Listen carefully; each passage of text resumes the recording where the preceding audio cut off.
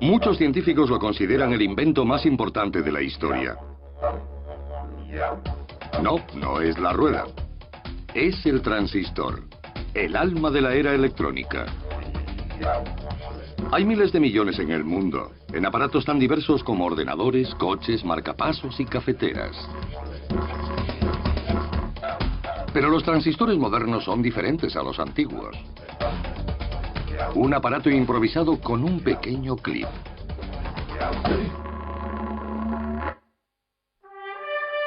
Conozcamos el tubo de vacío, el padre del transistor. En la primera mitad del siglo XX, el tubo de vacío era el alma de la electrónica, porque podía controlar el flujo de electricidad con extraordinaria precisión. El tubo fue la llave mágica para la primera televisión y el primer ordenador. Pero los tubos de vacío eran un problema. Se rompían fácilmente, eran inestables y demasiado grandes. Este es el típico tubo de vacío. Si hiciéramos un teléfono móvil con uno de estos, tendría el tamaño del Empire State Building. Afortunadamente, no tenemos que llevarlo encima. A finales de los años 40, los investigadores se esforzaban por hacerlo más pequeño. Y al mismo tiempo, más resistente. La respuesta parecía estar en algo llamado electrónica del estado sólido.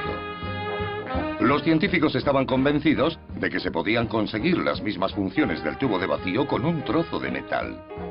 Solo tenían que encontrar el metal adecuado. Fue entonces cuando empezaron a fijarse en los semiconductores. Los semiconductores son un tipo especial de material sólido. Están entre los metales que son buenos conductores y los aislantes que no son conductores. En aquel momento el germanio era uno de los pocos materiales conocidos por ser semiconductor. Un equipo de investigación de los laboratorios Bell estaba experimentando con el germanio. Encabezado por William Shockley, el equipo de John Bardeen y Walter Brattain creían que un trozo de germanio les permitiría el mismo sutil control de la electricidad que los tubos de vacío.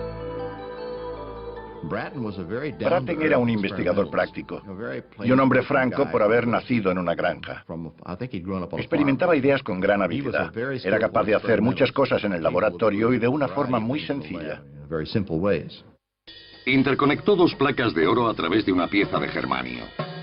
Si la corriente eléctrica podía fluir entre ellas, demostraría que el semiconductor, el germanio, podía sustituir al tubo de vacío. Pero había un problema. Las conexiones necesitaban presión para conducir bien la electricidad. Brattain lo solucionó. Usó un clip, como si fuese un muelle, para presionar ligeramente en la superficie del germanio. Quería conseguir cierta fuerza, ni mucha ni poca, y el clip le proporcionó la cantidad correcta de elasticidad.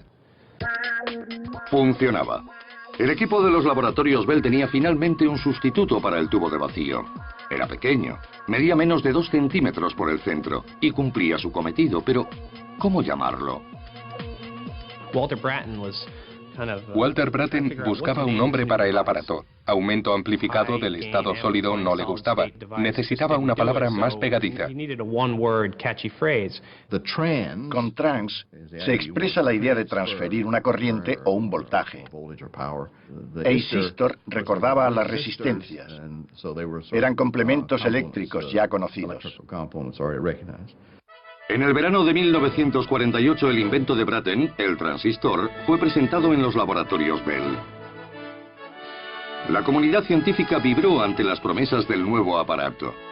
El público fue más reticente. Hasta 2 años después, cuando las radios de bolsillo aparecieron en las tiendas. Una de sus primeras aplicaciones fue la radio. Eso marcó la diferencia porque gracias a ella la gente podía estar comunicada en lugares remotos. Un hombre que estuviera en el desierto del Sáhara podía sintonizar su radiotransistor y escuchar lo que estaba ocurriendo en el resto del mundo. Incluso el público se dio cuenta de que algo había cambiado. En 1956, Shockley, Brattain y Bardeen recibieron el premio Nobel por su invento.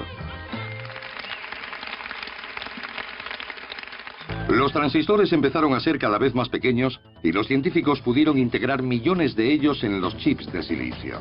Fue una manera de agrupar varios transistores, no cableándolos de forma individual, sino montando un circuito completo. Fue algo muy importante. Ese invento, junto con el de los transistores, ha permitido las aplicaciones que hoy disfrutamos en nuestra vida.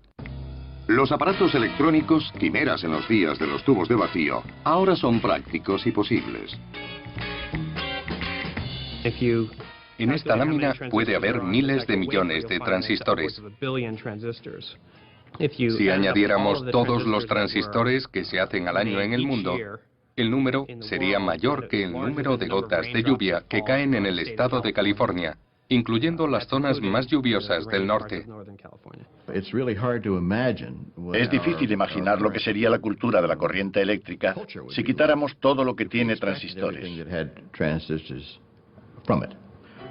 Forman parte de radios, televisiones, relojes, alarmas, PCs, portátiles y probablemente de todas las cocinas modernas, por no mencionar la lavadora y el coche. Hoy existen más de 40 millones de transistores en el mundo por persona. Algunos afirman que es el mayor invento de la historia de la humanidad, por el impacto que ha tenido en tanta gente. Y todos tienen sus raíces en un pequeño trozo de germanio, un par de interconexiones de oro y un clip.